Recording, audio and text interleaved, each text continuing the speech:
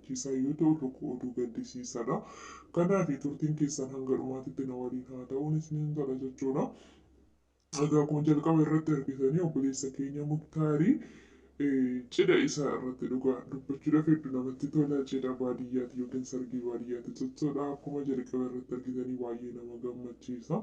Egaa wanti baadiyyaa keessa jiru walumaa galatti nama gammachiisa jechuudha. Kan magaalaa nama kan gammachiisu osoo hin taane garuu hanga baadiyyaa hin gahu jechuudha. Waan ijoollee baadiyyaa ta'eef hin beeku garuu wanti baadiyyaa keessa jiru hundisaayyuu na gammachiisa hedduu natti tola jechuudha. Na baay'ee tokko haala bareedaadhaan sargiin isaa kan darbaa jiru. Baga ittiin isin gahee horaa bulaa baay'adhaa lama ta'aa rafaa afur ta'aa ka'an jechuun jaaladha. Inna baga guyyaa kanaan isaan gahee dhugaa hedduu tokko namatti tola.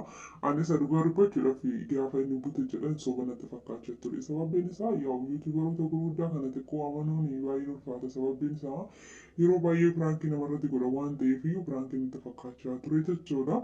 Egaa dhugaa ta'uu isaa immoo amma mirkaneeffadhee jira jechuudha. Kanaaf baga gammaddee baga ittiin isin gahee horaa bulaa baay'adhaa jechuun hin jaalladha jechuudha. Baay'ee tokko gammadee fi jira dhugaa dubbachuudhaaf. Durarra baay'ee amanayyuu hin turre. Sababiin isaa akkuma beekamu dhugaadhas jedhanii sobas jedhanii waan tokko fudhachuudhaaf xiqqoo ulfaata.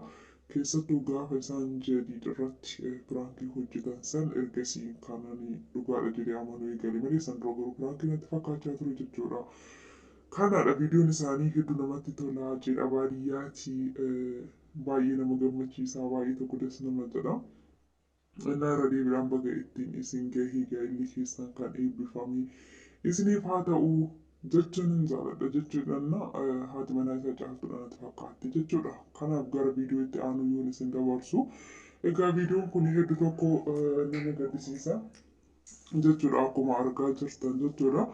Obboleettii keenya Gannat jechuudha Ganni jechuudha haala kanaanii ol fannifamteetu hin bu'uu jettee jirti jechuudha. Kanaaf jireenyi gubbaa kanaa nagahee jira. Jireenyi natti waddaddee jirti. Jireenyi natti ulfaatee jira. Kanaaf iyyuu haala kanaan mukarra taa'uu na wayya jechuudhaan Ganni muka furtee jirti jechuudha. Kanaaf bu'i jennaan illee baay'ee tokko uummata rakkisaa turte akkuma argitanii. Jala taa'ee obboleessi kun dhaabbateetu ishee kadhataa jira jechuudha. Na gadi bu'ii maaloo jedhaanii jira. Isheen garuu amma boodaan mukarra hin jiraadha jechuudhaan mukarra kortee jirti Ganniin jechuudha. Egaa koruun nama inni bu'uun nama dhufa malee jechuudha. Dhumarratti garuu waan addaatu ishee mudate. Dubbiin akka jalqaba godhanii hin geessu dhumarratti garuu rakkootu namarra gaha jechuudha. Isheen illee akka gaafa dura lakkii hin barbaadu nagahee jira jettee muka kana korte. Gaafa achirraa gadi buutu ni rakkatte jechuudha. Kanaaf waan tokko gochuudhaan dura itti yaaduun barbaachisaadha. Waan tokko osoo hin raawwatiin dura dhaabannee itti ilaaluun barbaachisaadha. Ofii keenya illee rakkannee nama rakkisuun gaarii miti. Isiniin jechuu jaalladha jechuudha asumaan.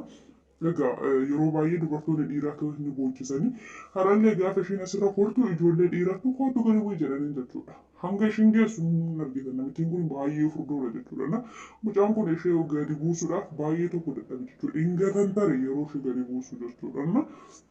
Kanaaf dubartiin immoo furdina keessan taphaxaxanaati waan tokko rokoraa malee yoo qaamaan furdoo taatan waan tokko rokortanii nama rakkisna yookiin immoo of danda'aati gadi bu'a. Maaliif nuti akka nama tokkootitti jechuudha Itoophiyaawwinnati namaaf yaadna isinii galee rakkina keessa namni tokko gaafa galu nama san callisnee hin ilaallu jechuudha. Har'a isheen gaafa mukarra jiraadha jettu baay'ee dhiphatan gooddanyoonni ishee jechuudha. Baay'ee rakkatan gooddanyoonni ishee jechuudha. Kanaaf nama rakkisuun maaliif barbaachisa yeroo hundee lafti hin boochi haa ta'u jenne ishee isas walumaan boonye garuu har'a mootii mukarra kortee wanta humna nama gaafatu yoo gootu dhugaa hedduu takka nama gaddisiisa jechuudha. Maal isheen nama guddoodha miti dhugaan hedduu takka naare hedduu takka booye guyyaa har'aa jechuudha.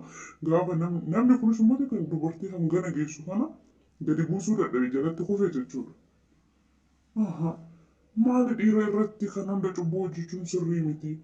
Kanaan iyyuu dubartiin dhiira boochistii, dubartiin akkas taatee jirti, dubartiin akkana taatee jirti. Maqaan dubartoota karaa iddoo hedduun ka'aa jira jechuudha. Kanaaf har'a isheen asirra kortee ofii isheetti kan kortee kootu dudatti na baadhuu buusii jetti. Waan nama ajaa'ibu jechuudha. Kanaaf walii haa yaadnu obboleewwan keenya Ganni illee kun gocha sirrii miti.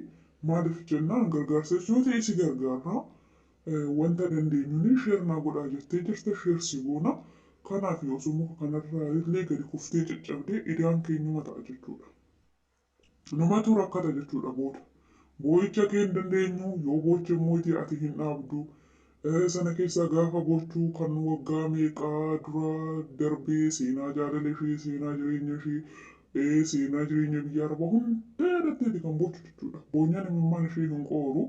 Kanaafiyyuu dubartoonni keenya jechuudha akka ganni kana jireenya nutti ulfaate jettanii muka hin korinaa koruudhaan dura itti yaada. Akkasumallee furdina keessan taamaxaxxanaati waan tokkorra qoraa. Har'a namni kun akkamitti ishee haa buusu kan gahu kanarra gorti namittiin kun. Innaan baay'ee tokko garaana nyaata jechuudha. Innaa viidiyoon kun seenaadhaaf haa ta'u jennee viidiyoo waraabaa turani. Sirriidha viidiyoo seenaadhaaf taa'uu barbaachisudha viidiyoon kun jechuudha. Ani yeroo jalqabaati kan arge haalli jireenyaa natti ulfaatee jira. Kiraayiin manaa natti ulfaatee jira. Kafaluu dadhabee jira jechuudha. Muka kanarra kortee obboleettiin keenya kun jechuudha. Kun furmaata ta'u hojjechuutu furmaata ta'a malee hojjetanii kafalachuu isatu furmaata ta'a jechuudha. Sabskiraayibii naa godhaa jetti sabskiraayibii bilbila qabnu hundumaa sabskiraayibii goone fi laayikii naa godhaa jetti sheer naa godhaa jetti gargaarre har'a moo maal barbaachaa jedhe barani. Ishiin illee rakkoo qabu alaan irraa si ilaalla garuu gaafa sheerii dhaggeette sheerii nama gargaara uummanni jechuudha. Garuu har'a uummata bira jiru kan akkana gochuun ishee hedduun akka nagaddisiisan jechuudha. Baay'ee garaa nama nyaata jechuudha. Namni hangana ga'u kamtu muka gubbaa qora. Kan koree ofii ishee kan bu'uu dadhabe ofii isheeti. Dhugaa dhiirota keenyafillee haa yaadnu dubartoonni keenya jechuudha. Cubbuu irratti hin hojjetinaa gaarii miti. Amma isaan lachuu tafaxxaxanii jira. Amma isa tafaxxaxee jira malee bara isheen iddoo biraatti ilaalaa jirti jechuudha. Yaadan baddeerti isheen. Waan biraa yaaddaa jirti jechuudha. Itti tolee jira jireenyi muka gubbaa. Kanaafi dhiirota keenyallee homaa jechuu miti. Hin darba guyyaan kun jechuudha. Maaliif hanga har'aatitti dubartootatu dhiirotaaf kufaa ka'aa ture jechuudha. Amma garuu seera guddattuu yoo jijjiirame dubartoonni waan tokko yoo taate akka duraanii obsitee jiraachuu dhiistee jirti jechuudha. Jijjiiramee jira haalli hundumaan godhame. Akkuma haalli jireenyaa waddade biyya keessatti dubartoonni illee obsa qaban fixatanii jiran jechuudha. Kanaafi ganniyyeen haala kana muka gubbaa kortee gadi bu'u jennaan hin bu'uu jette. Ana kun hin agarsiisne ishee muka gubbaa koruun ishee jechuudha. Wanta akkallee waan ajaa'iba nutti hin taane sababbiin isaa maaliif yoo jettanii namicha achirraa gadi buusuu dadhabe jechuudha. Kana na gaddisiise obboleessa keenya dhiira jechuun jechuudha. Kanaafi akkasitti na baadhu akkanatti na baadhu achi na qabi as na qabi dura isaan mari'atteen korre erga baatee immoo of isheetii bu'u yookaan immoo achirratti hafuu. Dhugaa ganniin sirriin hojjenne jechuudha. Ganniin sirriin hojjenne ani uummata akkallee irraa hin deeggarre jechuudha kan hanga fedhe yoo jireenyi ulfaate mukarra koruu furmaatan ta'u jechuudha. Mukarra kan jiraatu simbirroota jechuudha. Wantoota balali'uu danda'anii jechuudha. Kanaafiyyuu achirra akkanatti haala kanaan ta'anii nama rakkisuun walitti tafaadhadhu baay'ee ulfaata. Innaa kunis immoo namichi hangana ga'u dubartii hangana geessu akkamitti buusuu dadhaba. Dhugaa nama hundaa na aarsan bara. Akkamitti buusuu dadhabeen jedhe baran jalatti gatan tare. Dhiirri yeroo ammaa illee humna hin qabu eessa akka humni isaanii jecha akka deemuun beekamu jechuudha. Dhiirri duraan sirriitti humna qabu jechuudha. Kuni amma akkanumaan afuufame malee hin jiru humni isaa. Jalatti kufe namittii kana jechuudha. Maal jechuudha dubartii takka mukarraa gadi buusuu dadhabdee jalatti kufu. Dhugaa waan ajaa'ibaati baay'ee nama gaddisiisa haalli yeroo ammaa jechuudha. Kanaafidha warroonni dhiiratillee wantoota isin jabeechuu danda'u nyaadhaa wantoota isin laaffisuu osoo hin taane jechuudha. Takka jaalalaan laaftanii waachee takka dhiirota hunda miti dhiironni tokko jechuudha. Namichi hangana ga'u akkamitti dubartii kana jalatti kufa waan baay'ee garaa nama nyaatu jechuudha. Hin kuffiste yeroo inni achirraa ishee gadi buusu jechuudha. Innaa viidiyoon kee kana fakkaata waan baay'ee aareef jechuudha.